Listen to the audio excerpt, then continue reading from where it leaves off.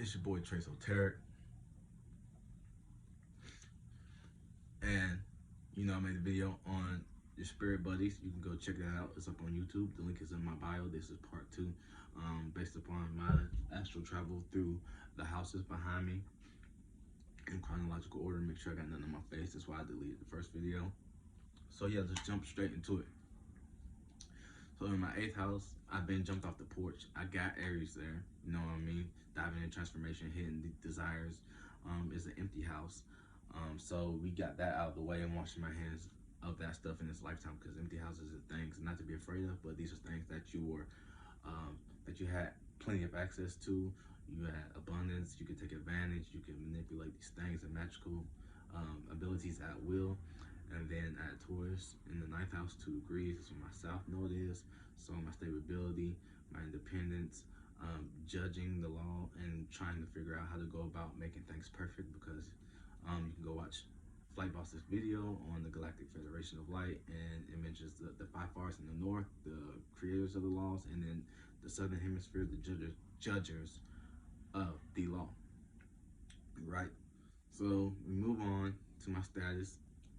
Gemini, my 10th house, my status as far as like trying to going too far to the west, going too far left, opposing, because I have Gemini there, and that's Lilith. So getting swept up in those waters and desires, you know what I'm saying, sacrificing my immortality, as in when Hercules was dealing with the fates, you know what I'm saying, going in, swimming in those waters to find the true love, you know what I'm saying. And Gemini comes in because it's all the souls that are touching him, stealing his immortality. So it's a lot of thoughts and ideas, not all the way positive and negative, but these are spirits, so they're still draining, taking some energy, right? So we're swimming, trying to get out of that. So the 11th house with my associates, who I'm associating with, I'm springing up through Capricorn, which is, you know what I'm saying, right above me, utilizing all the opposing Cancerian energy, moving through that for my flaming sword, because it's stable and it wants to use others, but I didn't resonate with that energy. I wanted to start to nurture and coddle and take things slow and connect and go from there. So I had Venus and Mercury and the sun shining through that Cancer degrees, which are 20 degrees, that moved me, you know what I'm saying, moved me to where I needed to go. And 12th house, you know what I'm saying, the Leo, which is debilitated in the subconscious and the realms. So like I said, with Hercules, you know what I'm saying, swimming out of those waters for his true love, utilizing my solar plexus, you know what I'm saying, to brighten the fuck up, to focus, to, you know what I'm saying, be individual and blast up out of those waters, you know what I'm saying, away from that death, right? So this takes us to the first house, where I have 2 degrees in Virgo, that's the degrees, early degrees of Virgo is slightly emotional, but it's more about filling the void of something that's missing. So feeling that being a demigod, feeling that you know what I'm saying, that eternal spiritual void that isn't always there, that can, you know what I'm saying, the earth that is mutable and relatable and kind of cusp with the lava energy, and being in the northern hemisphere, you know what I'm saying, with Regulus there, because that's just straight up the northern hemisphere, because Regulus is there, because my wife, she is a 28-degree Regulus moon. So as far as being judged, he came down here, you know, spirits that take the women bodies are, you know what I'm saying, very, very wise spirits. So that's the moon. So that's more reacting and responding, not just showing me the actions of judging or prejudging me, but as far as keeping in line, keeping the straight and narrow. You know what I'm saying, when I was heavy into religion, into Sagittarian energy, that's where this came from, because going off a progressive chart, my sunny wouldn't be like a Regulus right now. But as far as the beginning, when we came together and met, this is the energies that played out as far as me being judged and judging as we go along throughout this lifetime, a twin flame holding each other accountable. So we go into the 2nd house, where I have Libra, empty house. My value systems right there is on the cusp with my North Node energies, which is in Scorpio, 2 degrees Scorpio, for a matter of that fact. So dealing with relationships, going deep, learning how to fight alongside 3rd house, the northern hemisphere, 2 degrees Gemini, Aldebaran, Archangel Michael, learn how to fight demons and slay them, because my 20 degrees Cancer, that was in the 11th house. You know what I'm saying? It puts the degrees there coming out of the mind in the Gemini constellation. Apollo, the two twins of Gemini, or the two boars, going back to Egyptian times and the starting points of that, right? So we're fighting, slaying demons, pythons, you know what I'm saying? I already showed you how to do the 7 seals chakra, sealing the different demons and entities through your chakras, going up or around, based upon your body of water, the hemisphere, or how, if you're laying on your back and it's rotating around you, or you're standing up if you see it vertical. However you want to, cherry pick how you want it. So we go into the 4th house. This is where it's like the dragon eating its own tail at this point. In this point in my astral travels, it's the dragon eating the tail. This is the middle of kind of getting lost, going too far into the eastern portion, trying to gain practicality based off of the polar spectrum in Flight Boss's video. You know what I'm saying? Utilizing the Earth, trying to gain stability based off of your religion, or being hunted by the Centaur, and me getting lost in the lower desires of that spirit. And you know what I'm saying, Uriel showing me how to get up out of those waters. I have Jupiter there, so it's the ultimate wisdom and darkness, showing me how to get up out of those waters. You know what I'm saying, really learning how to tag team and work alongside Archangel, you know what I'm saying, Michael, you know what I'm saying, Aldebaran, right? So that's the 4th house, in the home, stuff like that. So that's where I was home at in the astral realm. And then going to the fifth house, it's the fire house. But like I said, I shot through Capricorn, is right above me, because I have Capricorn there, Uranus and Neptune.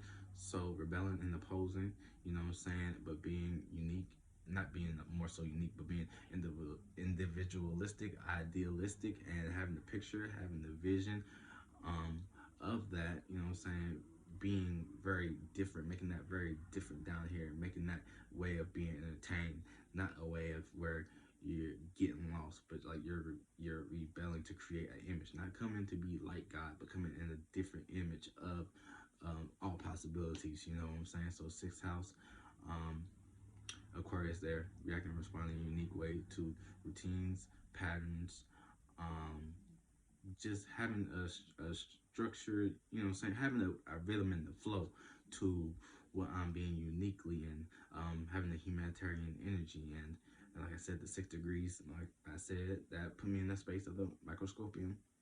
And I put, you know what I'm saying, my sun sign in the house of Aquarius, because my spirit was so strong. It's like, okay, I'm going to be in this space of this degree of the sign.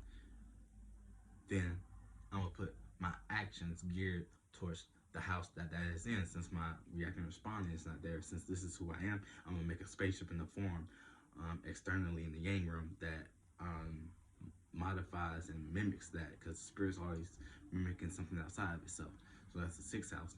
And the 7th house with Pisces there being mutable, you know, we form a halt in the energy of Pisces, where the 2 fish are derived from, and where I got seduced, you know what I'm saying, partially by the mermaid, the goddess of Syria, a protective mistress, and things of that nature.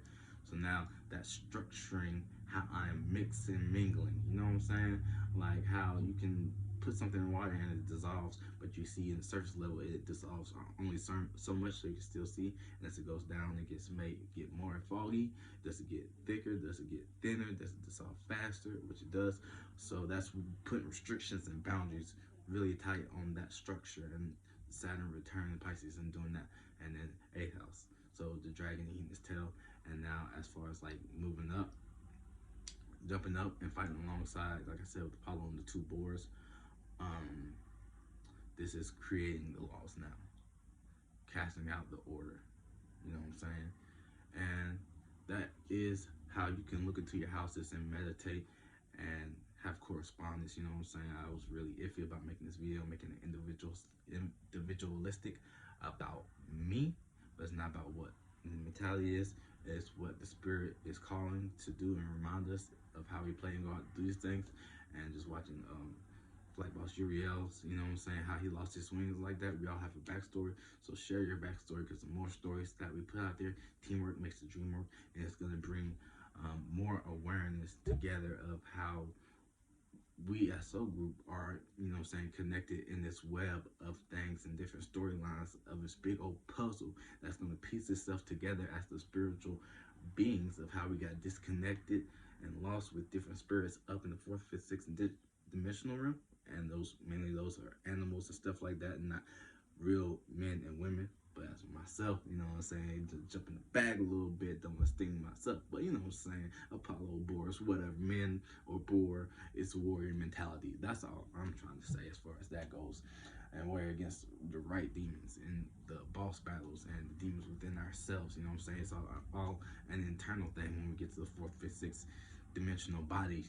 These are esoteric, bigger, broader awarenesses so that they don't get so big they get heavy and trapped into a cloud.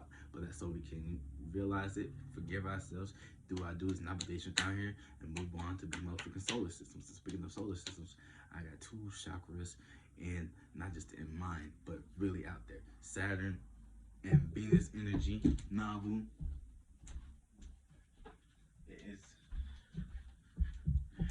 This is one of my chakras for Scorpio season.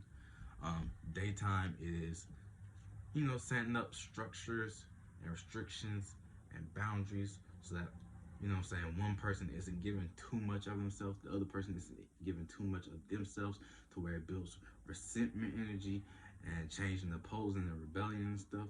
That way you really have to know thyself to be within, what you allow, your boundaries, they have to be respected, and boundaries is part of a relationship because it's a balance, it's an equilibrium, there's no advantage taken, there's no egotisticalness, and even if it is some, your partner like thyself, so it's corresponds to that. And you have to have a nighttime. You have to know the good, the bad, positive, negative, whatever, equilibrium, polar. You have to know these things. So the night shift energy is within loving thyself, protecting your family, and just protection, not letting anybody cross that. And it's real, kind of, not I ain't gonna say root chakra, but you fuck up back in the days, you cut the fuck off. Ain't no visitation court approved. No, you banished shit like that, but not even in real life. But it's on some crazy shit. What the crazy shit is. You know what I'm saying? Not like that one cousin you don't fuck with, but that one uncle that it's don't be putting yourself like that. It's really really strong protective because it's Saturn and it's Venus. It could be a lower octave Venus, kind of like Neptune's a higher octave, but that's another video. But it's not another video. But it's another video on some more awareness. I haven't had the mentality created yet.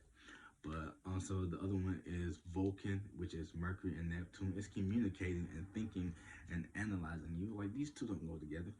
But, they do go together because Mercury and Neptune, and you create an image, an imagination, a moving picture. And how do animators do this? They go flip by flip. They go slowly, clip by clip. They use lead, earthy materials, pencils, And as it goes by layer and layer and layer and layer and layer, it gets not diluted, but it gets broken down to the more practical, the angles, the degrees, what time it's going to hit, when it's going to hit, how it's going to transition in.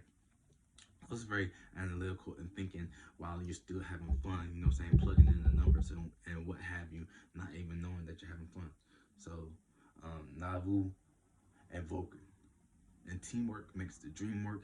Just developing these solar systems, just these 2 chakras, as we know, the snake being that we are in. These water cycles are, These water cycles are the chakras of that being. So I don't want you, don't get your mind too wrapped up into what I'm saying and be like, oh, you're gonna go there when you die tomorrow. No, just teamwork versus dream work. Just having your attention and your conscious awareness now just helps, me when I don't want to come back here creating a new ramp. And this is just because I bought this up because it's a ball, it's a wave, it's waves and angles and stuff like that, but really it's a wave and it rotates and it goes around, and I don't know if these are, I'm just opening up with y'all at this point. I don't know if it's going to be the first form, is it going to be the sun, is it going to be an outer planet, is it going to be an inner planet? I don't know yet. You know what I'm saying? We still building, we're still gaining awareness and traction and consciousness. But as far as Novu and Vulcan, Mercury and Neptune and Saturn and Venus. And thank you guys for tuning in. You know what I'm saying? This was a great breakdown. I appreciate y'all putting in Space Aviators because that was the last video I gotta do for today. Go do some homework. You know what I'm saying? I'm just talking. I just chop it up with y'all. You know what I'm saying? Space Aviators with the smile. You know what I'm saying? I don't know what this is. Sometimes you just gotta get the fuck out the way. Just block out your face because we ain't shit. You know what I'm saying? So, peace. Love y'all.